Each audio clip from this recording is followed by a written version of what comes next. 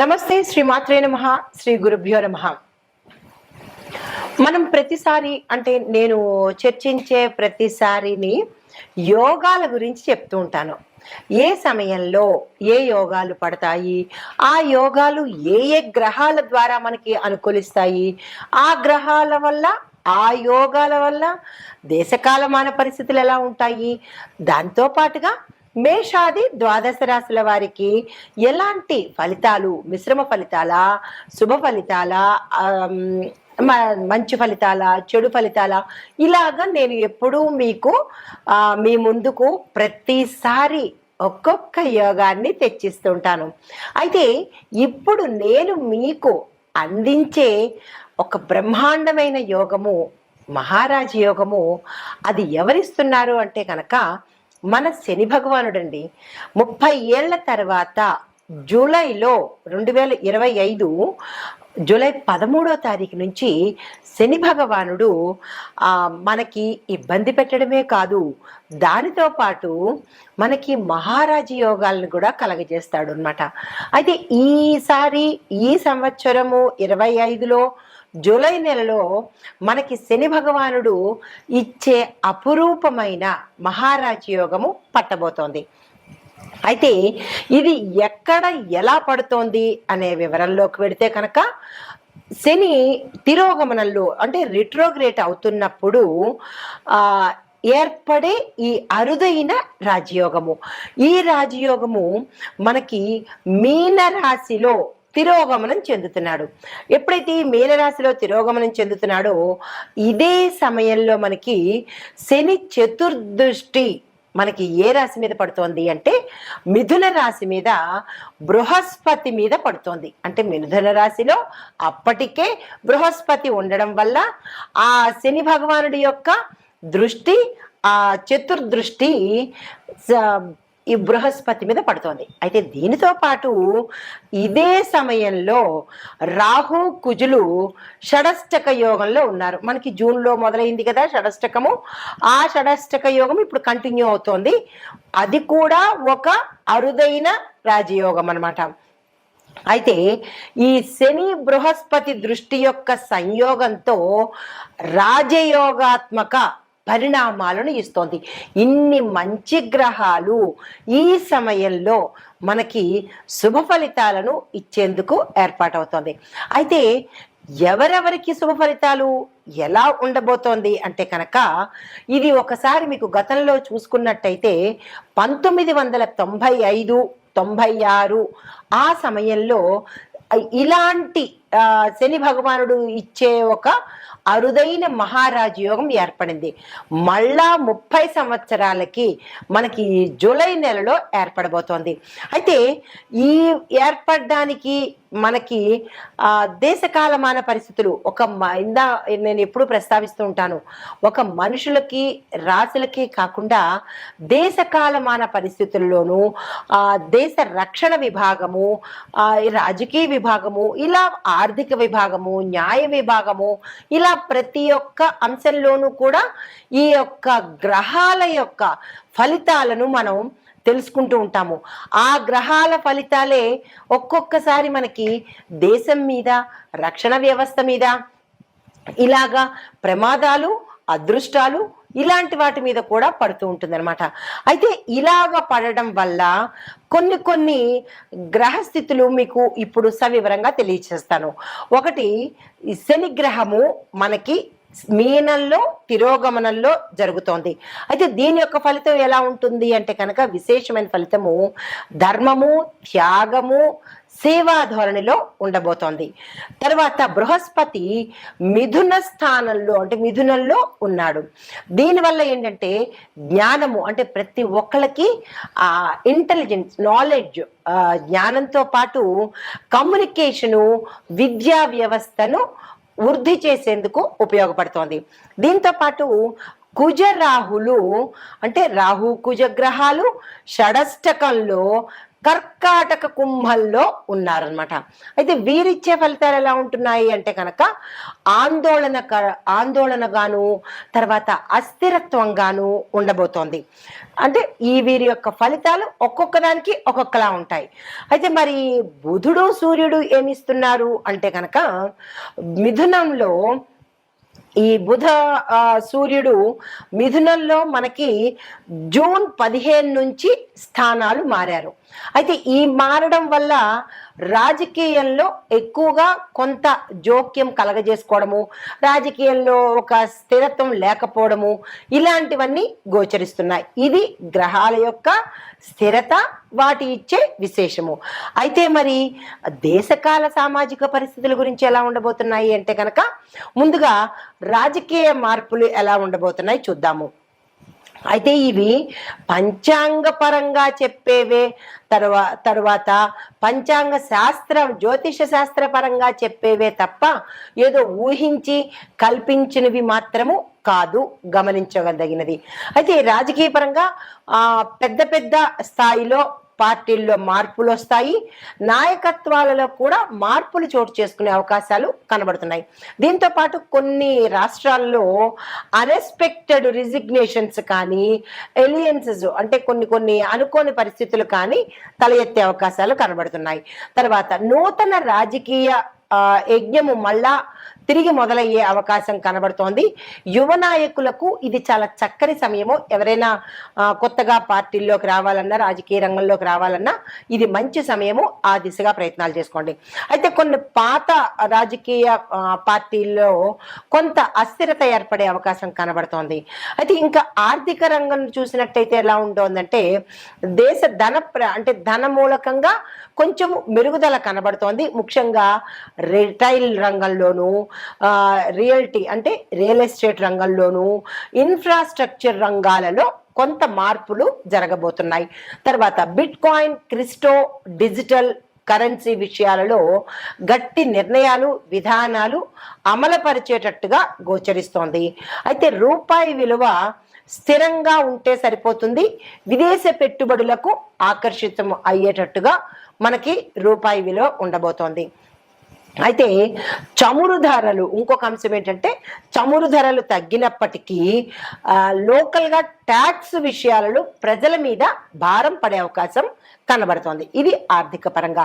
అయితే మరి న్యాయ వ్యవస్థ పరంగా చూసుకున్నట్టయితే ఎలా ఉండబోతోంది అంటే కనుక కొన్ని పెండింగ్ రాజకీయ కేసులు వేగవంతంగా ముందుకు నడిచేటట్టుగా గోచరిస్తోంది.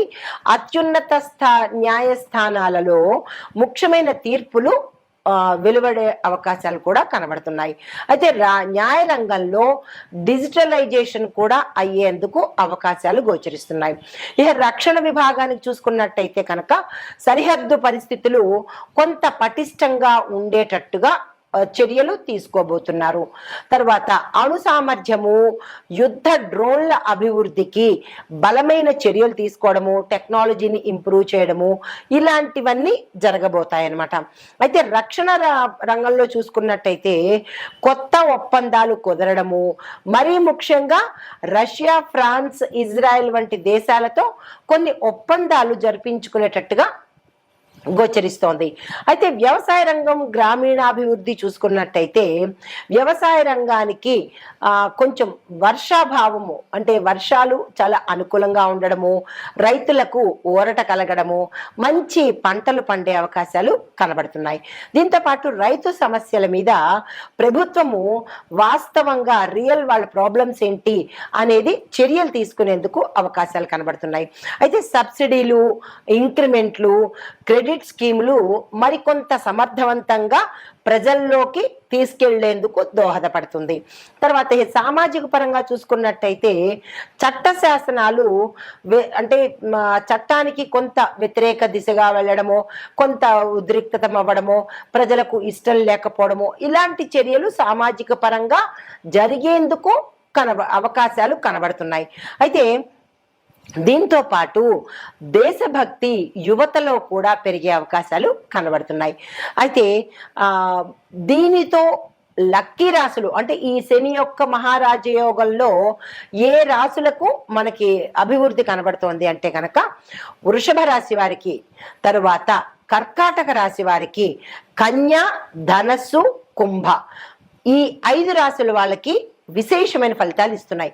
అయితే ముందుగా వృషభ రాశి వారికి ఎలాంటి అంశము అంటే కనుక ధనము విపరీతంగా రావడము, ఆకస్మిక ధనము, ధనానికి సంబంధించినటువంటి వృద్ధి కనబడుతోంది. స్థిర చరాస్తులు కూడా వీళ్ళు వృద్ధి చేసుకుంటారు. తరువాత కర్కాటక రాశి వారికి ఏ అంశంలో అంటే అన్ని రాశుల వాళ్ళకి ఒకే అంశంలో ఉండదు. ఒక్కొక్క రాశి వారికి ఒక్కొక్క స్థానాన్ని బట్టి ఆ స్థానాల యొక్క అభివృద్ధి గోచరిస్తుంది. ఇప్పుడు కర్కాటక రాశి వారికి చూసుకున్నట్టయితే ఈ రాశిలో ఉండే వారికి రాజకీయ పరంగా మంచిగా జరిగే అవకాశం ఉంది.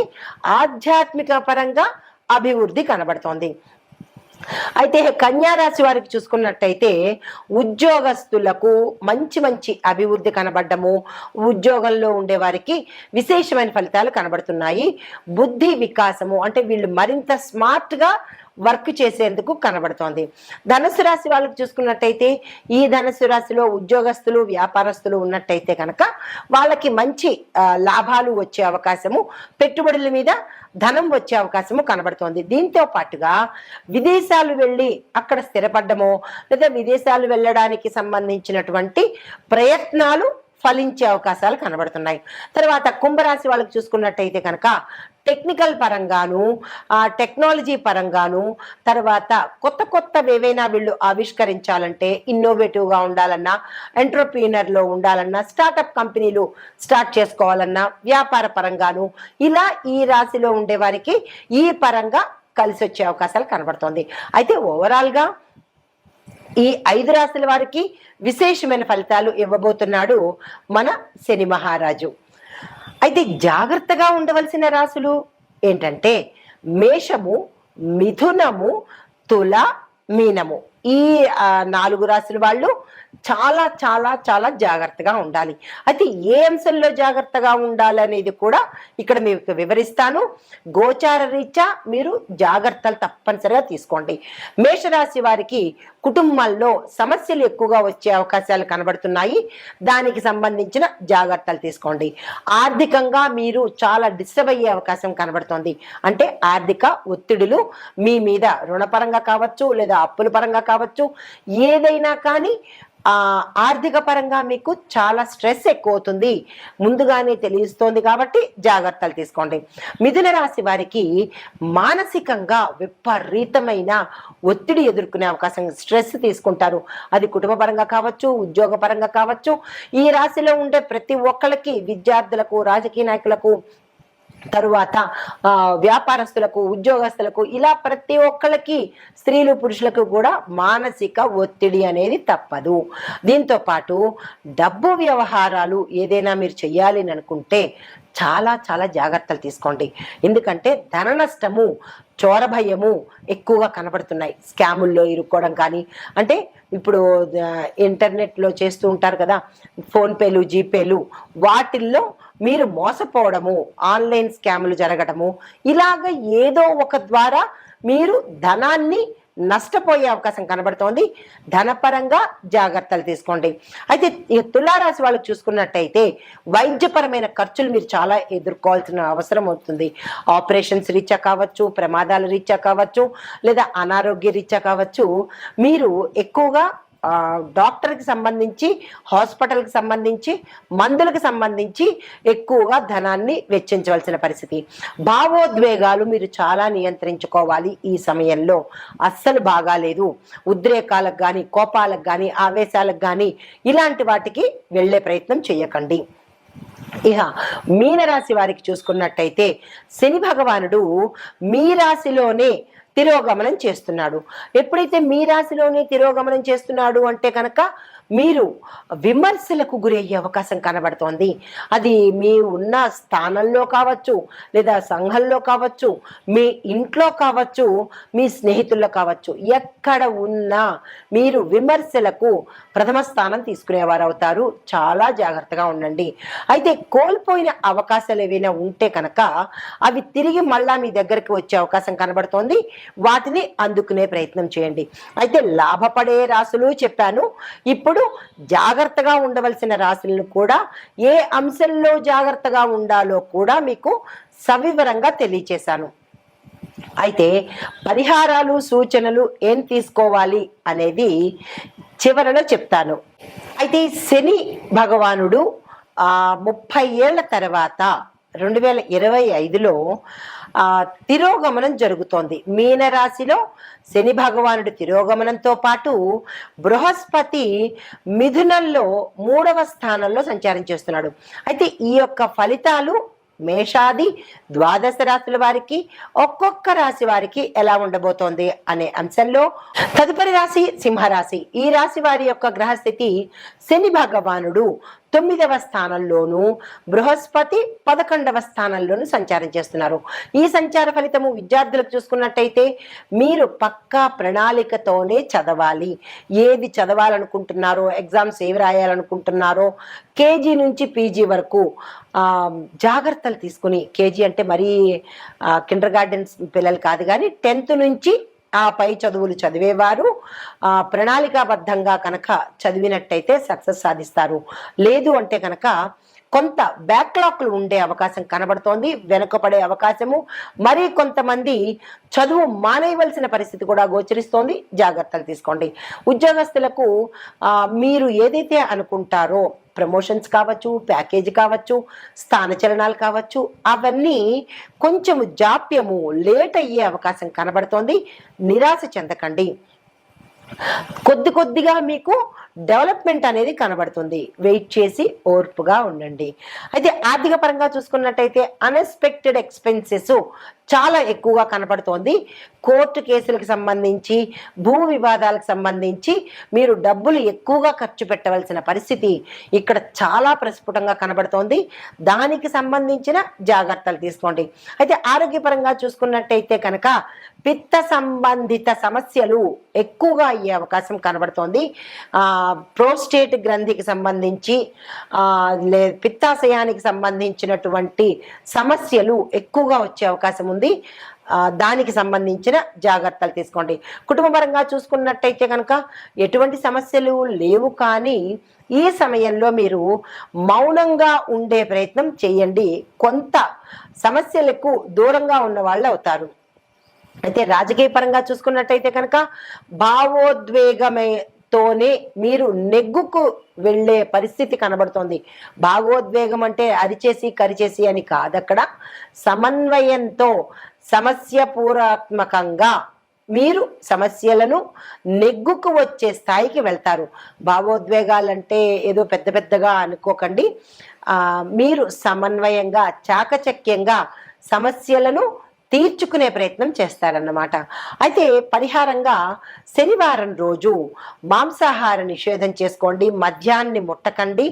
నల్లని వస్త్రాలు కానీ, నీలిరంగు వస్త్రాలను కానీ ప్రత్యేకించి ధరించే ప్రయత్నం చేసుకుంటూ నల్ల నువ్వుల నూనెతో దీపం పెట్టుకున్నట్టయితే కనుక మంచి ఫలితాలు పొందుతారు.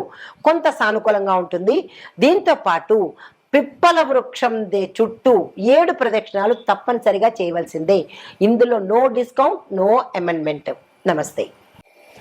అయితే ఇప్పుడు ఈ మేషాది ద్వాదశ రాశుల వారికి ఈ శని తిరోగమనంలో మీరు ఏం చేసుకోవాలి, మీ యొక్క బాధలకు ఎట్లాంటి మంత్రం చదువుకోవాలి అనేది తదుపరి రాశి సింహరాశి. ఈ రాశి వారి కోసం ప్రత్యేకమైన మంత్రము ఓం శం శనేశ్చరాయ సురాయ నమః. ఈ మంత్రాన్ని 108 సార్లు ప్రతిరోజు చదువుకోండి. దీని వల్ల వచ్చే లాభాలు ఏంటంటే దుష్టగ్రహ శాంతి. మీ జాతకంలో ఏదైనా దుష్టగ్రహం ఉంటే కనుక అది శాంతించబడుతుంది. రాజయోగ ఫలితాలు, ఇప్పుడు శని తిరోగమనం వల్ల వచ్చే రాజయోగం ఉంది కదా, ఆ ఫలితాలు మీకు వర్తించేటట్టుగాను, ప్రజాదరణ, రాజకీయ నాయకులకు కావచ్చు, ఉద్యోగస్తులకు కావచ్చు, ప్రజాదరణ ఎవరైతే కోరుకుంటారో వారికి వచ్చే అవకాశము ఈ మంత్రం చదవడం వల్ల వస్తుంది. నమస్తే. మీ ఇష్టము. ఇప్పుడు జప విధానము, ఇందాక నేను మంత్రాలు చెప్పాను కదా, ఆ మంత్రాలు ఎలా చదవాలి అనేది కూడా చెప్తాను. సంతృప్తికరంగా మీరు చదువుకునే ప్రయత్నం చేసుకోండి. తద్వారా లాభాలు పొందాలని ఆశిస్తూ మీకోసం అయితే ప్రతిరోజు ఆదివారం రోజు బృహస్పతి కోసము, అంటే గురువు కోసం చేయవలసిన రోజు ఆదివారము, శని భగవానుడి కోసం చేసే మంత్రము శనివారం రోజు చేసుకోండి. రెండవ నియమము 108 సార్లు జపించడం ఉత్తమము.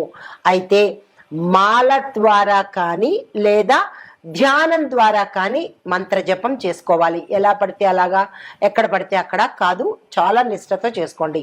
మూడవ నియమము నల్ల వస్త్రధారణ, బ్లాక్ కలర్ వేసుకొని శనివారం రోజు శని భగవానుడికి పసుపు రంగు వస్త్రధారణ చేసుకొని గురువారం రోజు గురువుకి చేసినట్టయితే కనుక శుభప్రదము.